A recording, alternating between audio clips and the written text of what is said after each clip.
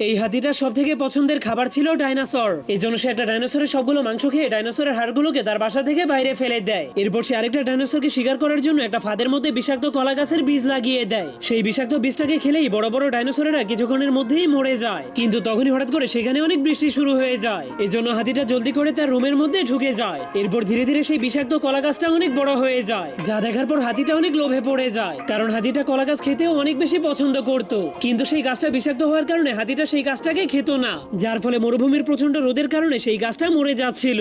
এই জন্য হাতিটার মনটা অনেক খারাপ হয়ে গেলে হঠাৎ করে তার সামনে একটা ফড়িং চলে আসে। এরপর সেই ফড়িংটা তাকে ইশারা করে বলতে শুরু করে, আমার সঙ্গে চলো, আমি তোমাকে পানির কাছে নিয়ে যাব। তখন হাতিটা ফড়িং এর পিছনে পিছনে যাওয়ার পর অনেকগুলো পানি খুঁজে পায়, যা দেখার পর সে অনেক খুশি হয়ে নিজের ভেতরে অনেকগুলো পানি ভরে নিয়ে সেই কলা গাছের গোড়াতে দিয়ে দেয়। কিন্তু তখনই একটা খরগোশ এসে সেই কলা গাছটাকে খেতে শুরু করে দেয়। কিন্তু সেই বিষাক্ত কলা গাছটাকে খাওয়ার পরেও সে মরছিল না, কারণ কলা গাছটা শুধুমাত্র হাতি এবং ডাইনোসরদের জন্যই বিষাক্ত